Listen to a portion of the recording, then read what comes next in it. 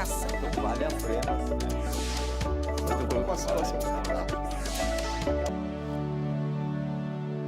Olá, tudo bem com você? Seja muito bem-vindo a mais uma edição do programa Em Discussão, que hoje vai falar de um dos problemas que mais afetam a nossa sociedade: o uso abusivo de álcool. São muitos os impactos desse comportamento em nossa sociedade. São reflexos nas relações familiares, impactos na saúde pública e na área econômica. Para tratar desse assunto, eu recebo o professor doutor Guilherme Messas. Ele é psiquiatra, professor da Faculdade de Ciências Médicas da Santa Casa de São Paulo e coordenador do Comitê para Regulação de Álcool. Seja muito bem-vindo e obrigado pela presença. Eu que agradeço, é um prazer para mim estar no seu programa, estar na Assembleia Legislativa de São Paulo. Doutor, o senhor atua como psiquiatra há mais de 25 anos, atendendo naturalmente casos de abuso de álcool e drogas. Mas falando especialmente do álcool, as bebidas alcoólicas não surgiram agora. Há relatos de consumo de álcool de 2000 anos antes de Cristo. Mas, curiosamente, os problemas decorrentes do abuso de álcool têm se agravado nos últimos anos. Por qual razão, e é possível fazer um raio-x desse problema atualmente? Seja bem-vindo mais uma vez. Muito obrigado.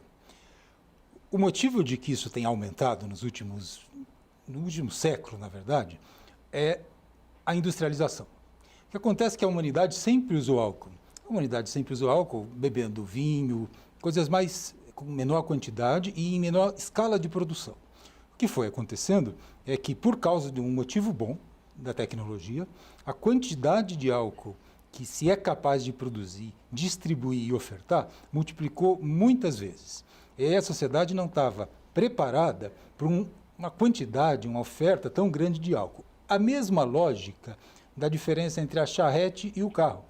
Então, a quantidade de acidentes automobilísticos aumentou, porque quando se usava charrete só para viajar, a velocidade era muito menor. Então, a capacidade de fazer mal, do ponto de vista de impacto, era muito menor. Então, é um descasamento entre a tecnologia e a preparação da sociedade para isso. Então, naturalmente, o corpo humano, a saúde do indivíduo não estava preparado e não está atualmente preparado para suportar essa quantidade que talvez a publicidade venda como sendo a ideal. Há um descompasso? Há um descompasso que é da espécie humana, exatamente. O corpo humano, a espécie humana, não evoluiu ao longo dos milênios para que tenha álcool como parte da dieta, para que tome álcool todos os dias. Então, o que acontece é que se encontra algo, se é bombardeado com álcool nas cidades, nos lugares de publicidade todos os dias, e o corpo não tem a capacidade de processar isso. E isso seguramente causa um monte de impactos que a gente vai conversar sobre eles aqui. Naturalmente. E o consumo de álcool por parte da população vem crescendo ao longo dos anos? É possível afirmar isso?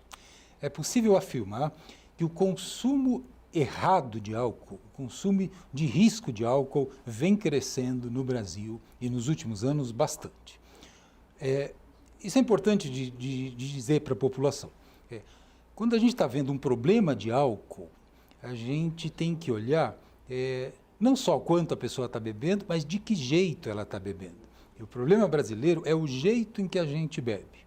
Então, a gente bebe muito, de um jeito desprotegido, a gente faz mal para si mesmo e faz mal para os outros, a gente bate o carro, a gente se envolve em briga, a gente toma muito álcool em lugares que não deve, em horários que não deve, e concentra essa quantidade de beber. Então, dá para dizer que o beber nocivo, beber errado, beber de um jeito ruim, tem crescido no Brasil, sim.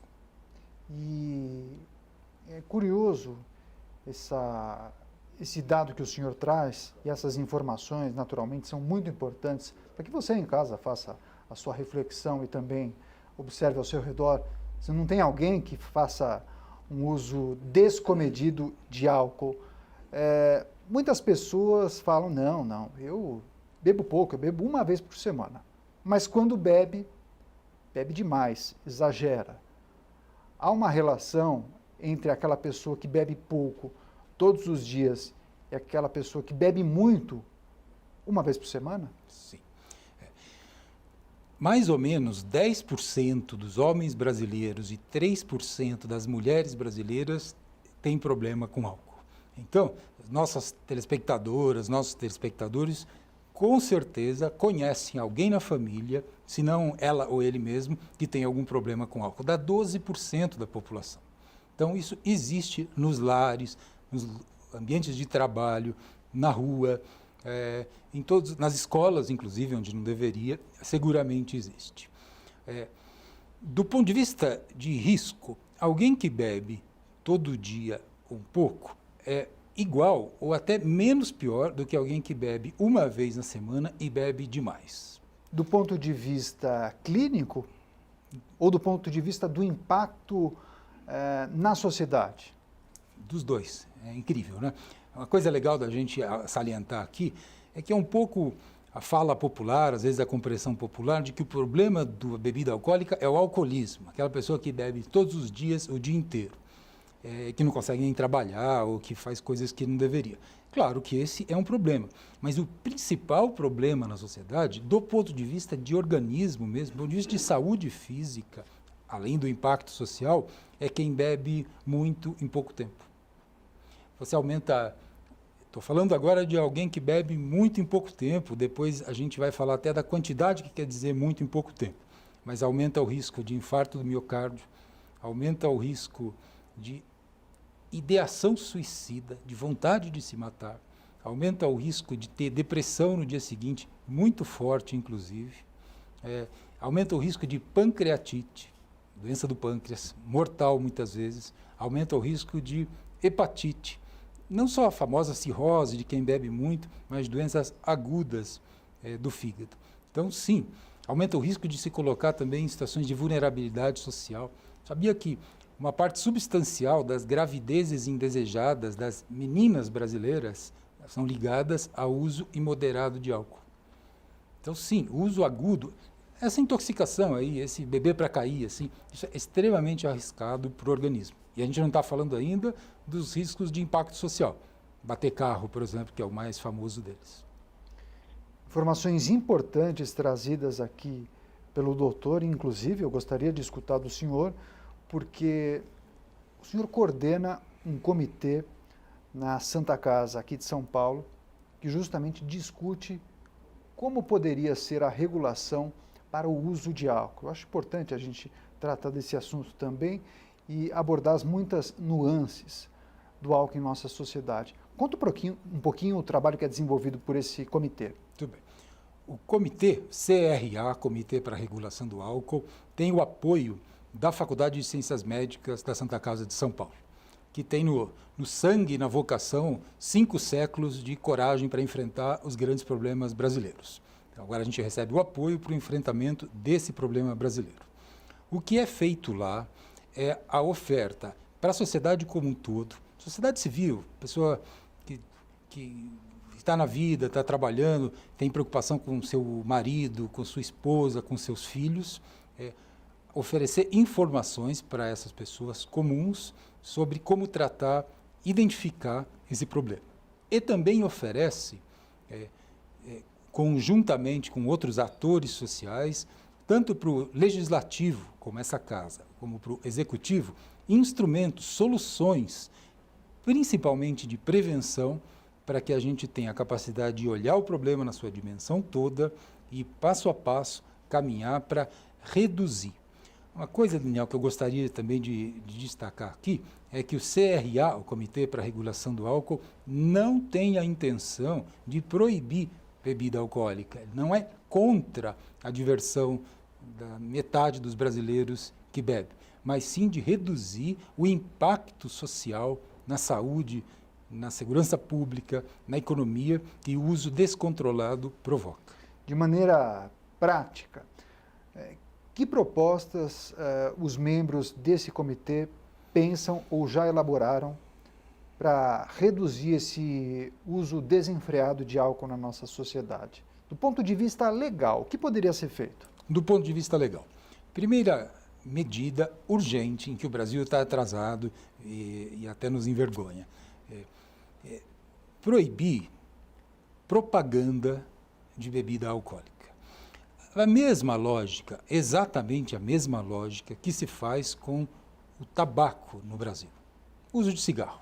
A gente impede que haja propaganda. Não é necessário que se faça propaganda para que as pessoas que gostem disso o façam.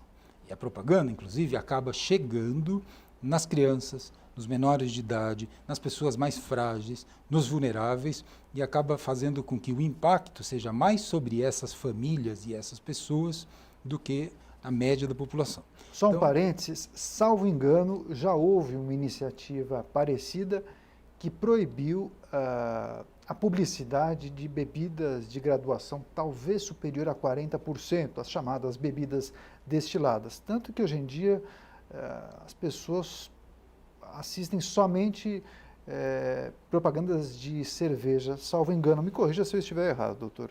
É isso. Agora, na televisão, nas revistas, aí me parece que a legislação é um pouco mais branda. Por favor, prossiga. Existe uma lei federal de 1996 que proíbe em televisão a publicidade entre 9h30 da noite e 6 da manhã de bebidas acima de 13 graus. Bebida acima de 13 graus não considera, isso é ridículo, é engraçado, até se não fosse trágico, não considera como bebida alcoólica cerveja e vinho. A principal bebida alcoólica brasileira é a cerveja.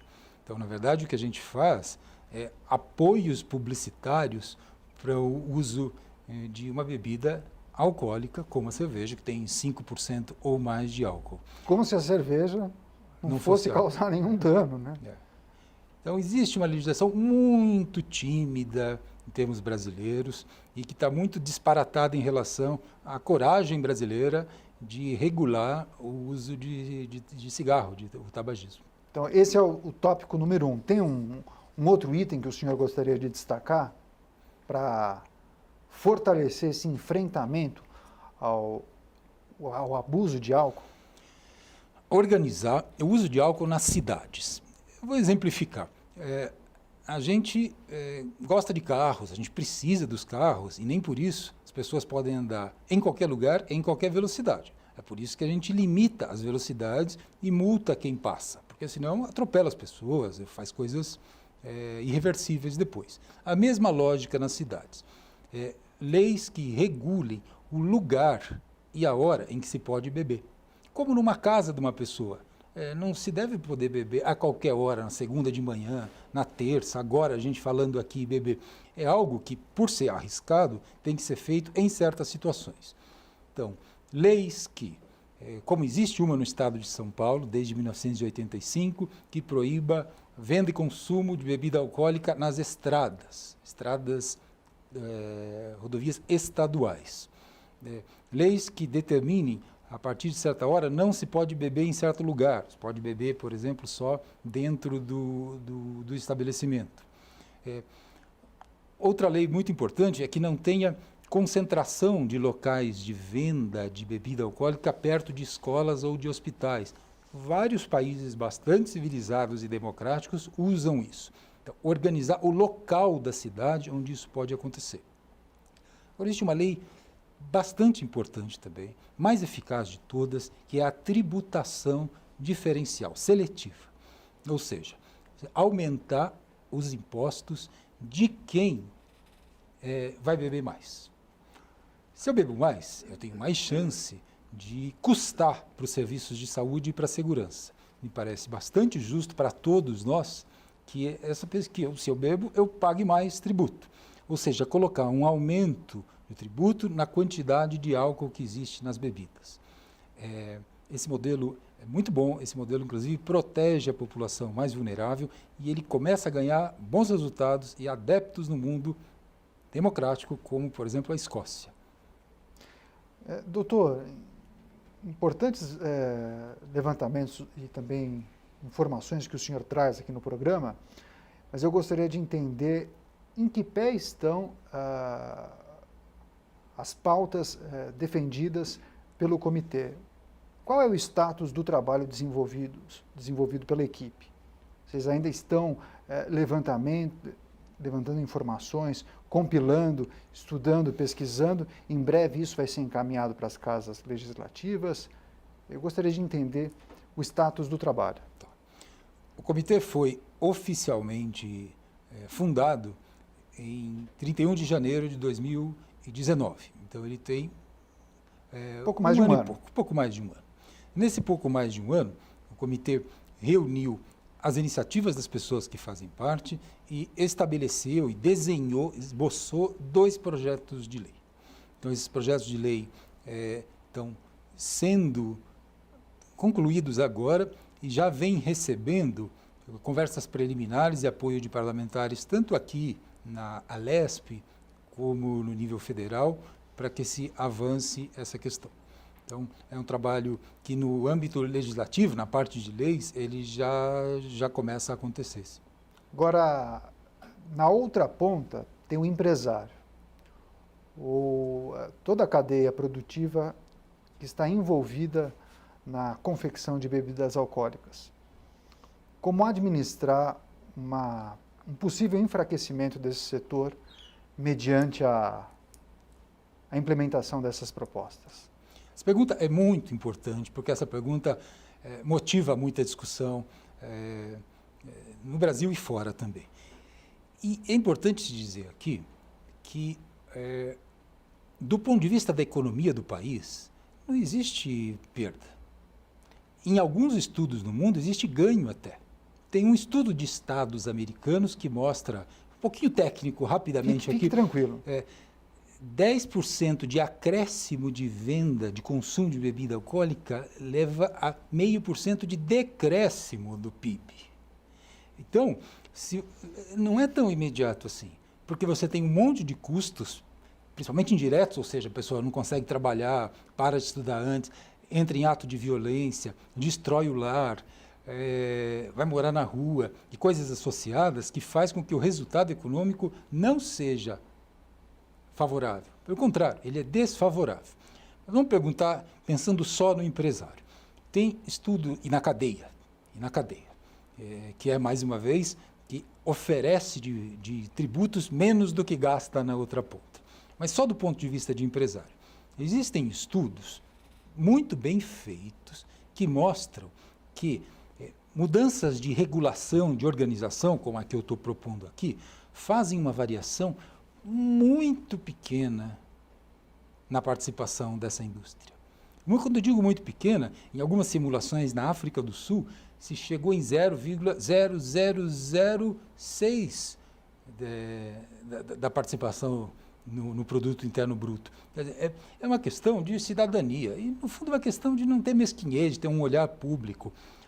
Essa é uma indústria consolidada, essa é uma indústria poderosa, essa não é uma indústria contra a qual a gente se coloca e é uma indústria que corre riscos com uma regulação. Na verdade, são ajustes para a sociedade viver e conviver de maneira mais harmoniosa e com mais saúde. É exatamente isso.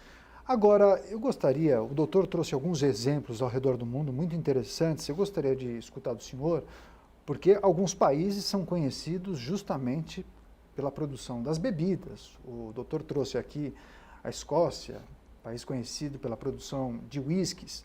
Também alguns países europeus são elogiadíssimos por conta da produção de vinhos, como Portugal, Itália, ou mesmo aqui na América do Sul, no Chile, a cerveja belga, enfim, são muitos países que se utilizam da tradição secular para desenvolver bebidas.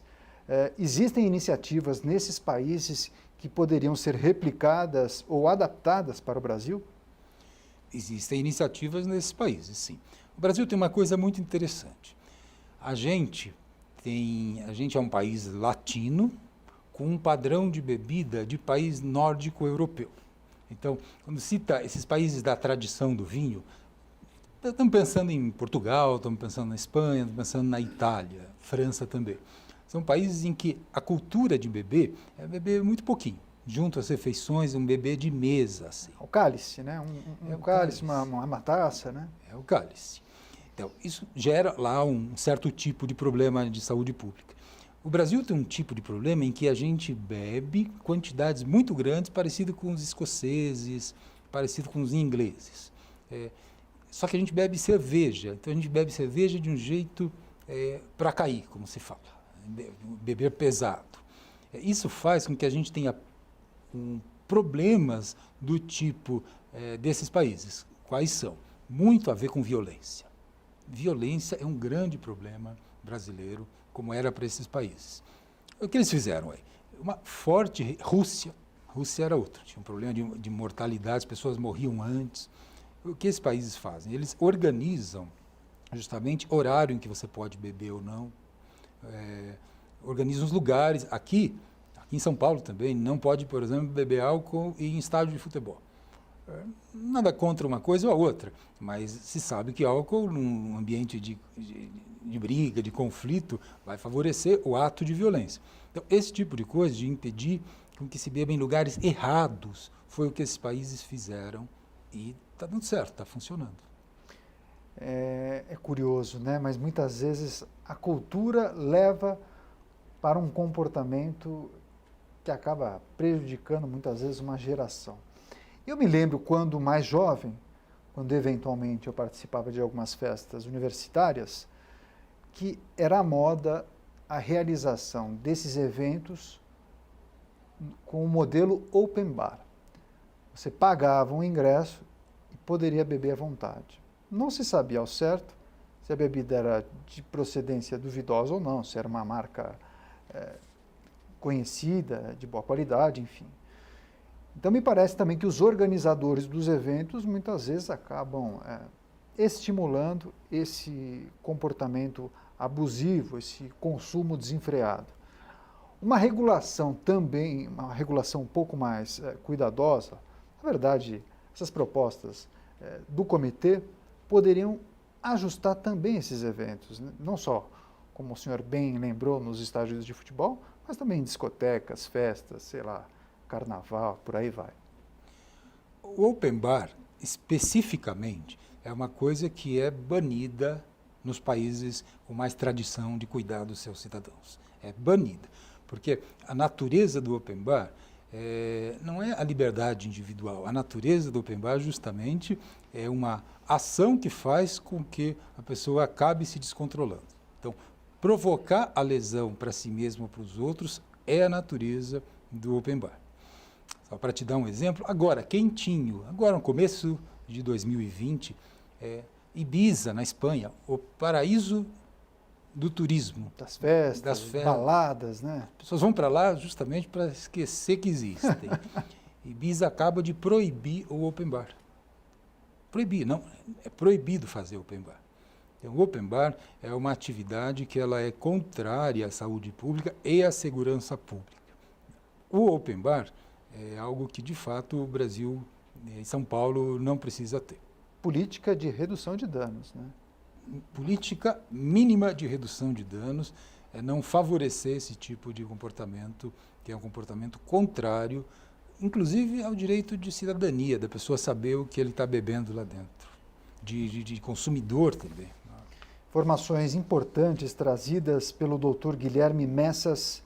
Ele é professor da Faculdade de Ciências Médicas da Santa Casa e também coordenador do Comitê para a Regulação de Álcool. Nós estamos encaminhando naturalmente para o final do programa, mas eu acho importante, doutor, esse tema que nós estamos abordando aqui, eu gostaria que o senhor retomasse quais são os principais impactos que o uso abusivo de álcool na nossa sociedade acaba impactando nas muitas áreas da sociedade contemporânea. Saúde pública, economia, relações familiares. Gostaria que o senhor sintetizasse os principais impactos para a gente.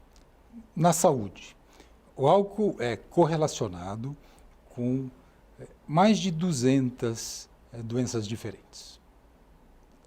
3 milhões de mortes no mundo são de responsabilidade do uso de álcool. Cânceres têm alta relação com álcool. Câncer de boca, câncer de garganta, câncer de fígado, câncer de cólon. É um câncer muito relacionado com álcool. E mais recentemente, isso eu quero destacar, câncer de mama em mulheres relacionado com álcool. Essa informação é uma informação muito importante que ainda não chega nas nossas mulheres. O câncer de mama tem uma relação forte com o uso de álcool. Elas estão bebendo mais também. Elas estão bebendo muito mais. Beber é uma prática normalmente de homens no Brasil, mas nos últimos anos tem crescido e muito o número de mulheres e as mulheres que têm mais recursos para gastar nisso. Inclusive, há muitas campanhas que buscam vender álcool para o público feminino. O público feminino é o público que está sendo mais alvo de um acréscimo muito grande e a imensa maioria das mulheres não sabe que é um produto cancerígeno. Inclusive, na Inglaterra se coloca na mesma lista de produtos tão cancerígenos como tabaco e como amianto, o mesmo grau de potencial cancerígeno. Todos esses cânceres, infarto do coração, infarto do miocárdio, derrame cerebral, Problemas hepáticos. cirrose hepática, problemas de pâncreas e os problemas da minha área, psiquiatra, alcoolismo, uso de outras drogas, em geral eles andam juntos, e também depressão, também ansiedade, insônia, muito a ver com abuso de álcool, na saúde, gravidez precoce, na segurança pública, violência. De fato, um país como o nosso, que é campeão em número absoluto de homicídios, precisa se preocupar com esse assunto, porque a relação chega a ser de 50% dos atos de violência são relacionados com o uso de álcool. É um grande problema de saúde pública, de segurança pública no Brasil.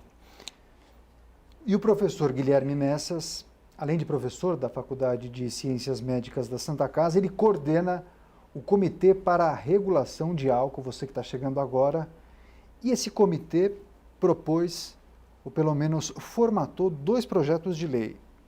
E esses projetos tratam do quê, professor? Esses projetos tratam exatamente de regulação do ambiente. Vamos lá. O primeiro projeto trata de banir no estado de São Paulo as práticas de open bar, as práticas que fazem estímulo a uma conduta nociva de álcool, estímulo à conduta nociva de álcool. A ideia é banir no território do estado de São Paulo. E outro projeto é um projeto para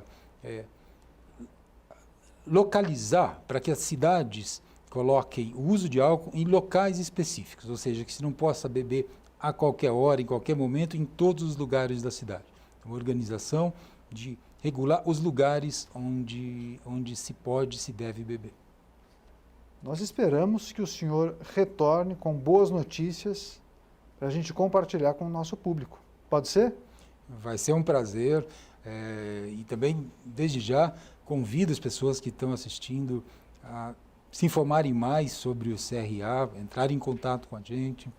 Estamos abertos, mais do que isso, empenhados em receber as colaborações e desenvolver esses projetos em conjunto com a população para servir essa casa, para servir o Estado. Inclusive o senhor deixou um telefone de contato, deve estar aparecendo na tela. Então, quem quiser pode entrar em contato com o senhor, enviar perguntas ou mesmo sugestões. O senhor está aberto à comunicação das pessoas que nos assistem. Mais do que isso, vai ser muito bem-vindo quem entrar em contato conosco. Professor, muito obrigado por sua participação. Importante assunto trazido aqui pelo senhor. Volte quantas vezes quiser. Eu, inclusive, já o convido quando nós tivermos notícias do avanço dessas propostas aqui na casa. Um grande abraço. Muito obrigado, Daniel. Um grande abraço. Ponto final nessa edição. Eu agradeço demais a sua companhia e audiência. E até a próxima edição do programa Em Discussão. Tchau, tchau.